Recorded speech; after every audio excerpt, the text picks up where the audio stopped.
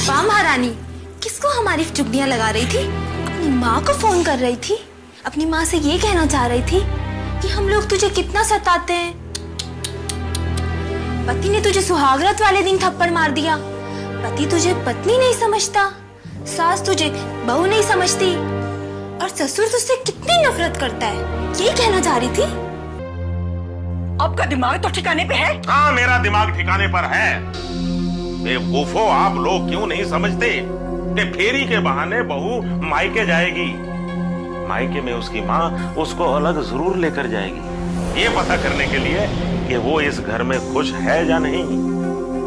और बेटी माँ को बताएगी कि वो इस घर में खुश नहीं है। जो बात हम बाद में डिक्लेयर करना चाहते हैं वो आज ही खुल जाएगी। ओहो माँ, अगर वीना अपनी बहन के लिए रिश्ता ढूंढ रही है तो इसमें बुराई क्या है?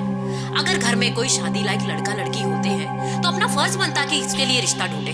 और पुत्र जी, मैं कब कहती हूँ कि रिश्ता ना देखे?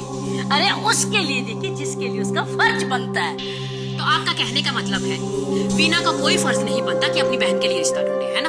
पुत्र, फर्ज बनता है पुत्र जी, पर पहला फर्ज मोनिका के लिए बनता है।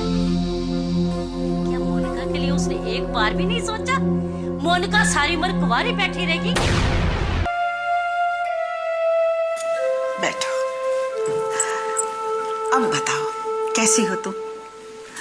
माँ, सामने देख रही हो, फिर ये सवाल क्यों? तुम्हारा चेहरा कुछ और कह रहा है और तुम्हारे हालात कुछ और। मतलब ये कि चेतन तुम्हारी अपनी पसंद है, ये तो मैं सोच भी नहीं सकती कि तुम उसके साथ खुश नहीं होगी। या मैं आपसे कह रहा हूँ कि प्लान इस तरह का बना कि उसे पता भी नहीं। अरे भैया, मैं आपसे कह रहा हूँ ना कि वो लड़की भोलू से ही मिलने आई थी। अरे नहीं कृष्णा, नहीं। वो किसी तेज प्रताप सिंह के बारे में बात कर रही थी और बता रही थी वो किसी जमींदार का बेटा है। अब यहाँ ऐसा कौन है? कोई नहीं। चमेली आई थी का? हाँ, लेकिन तुम्हें कैसे पता चला? ये नाम हमने ही उसे बताया था। देखा मैंने आपसे कहा था ना। बोलू तो हम क्या करते भैया? अरे वो हमको देखते ही बड़ी इज्जत के साथ बोली कि आप किसी ठाकुर जमींदार घराने के हैं। तुम आजकल झूठ भी बोलने लगे हो? तो ऐसे हम कहा सच सच बता देते कि हमारा नाम भोलू है, हम यहाँ क्या काम करते हैं।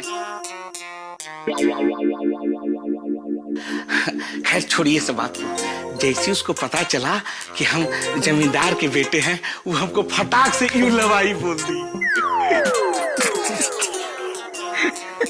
अरे भोलू जी, थोड़ा सा ज्ञान तो ले लीजिए। यू लवाई नहीं होता, आई लव यू होता। अरे भैया, आपके अमेरिका में आई लव यू होता होगा,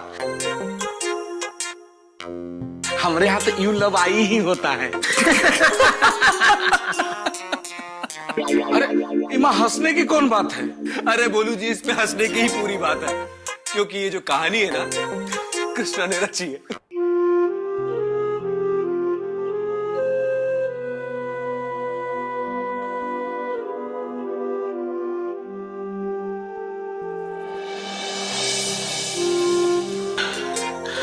इतना बड़ा धोखा, इतना बड़ा धोखा मेरे साथ। खैर कोई बात नहीं, मैं जाऊंगा दीदी को, मैं सब साफ साफ बताऊंगा उनको। सरला जी, अगर जयदेव खुराना ये देख ले कि उसकी बेटी को कैसी सांस मिली है तो उसकी सांस ही अटक जाए। Breath will be stuck.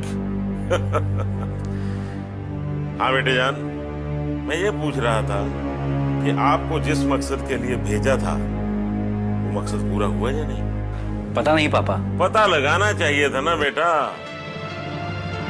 बहुत आसान काम था। तू ये बता, उसकी माँ की आंखों में आंसू थे या नहीं? हाँ, आंसू तो थे। गम के आंसू थे या खुशी के आंसू? पापा, आंसू खुशी के हो या गम के, रंग तो एक ही होता है ना? नहीं बेटा, एक नहीं होता।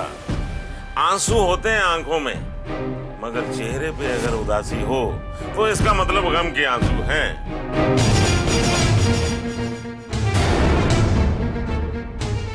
वैसे भी जयदेव खुराना को हमने इतना तड़पाना है कि खून के आंसू हुए।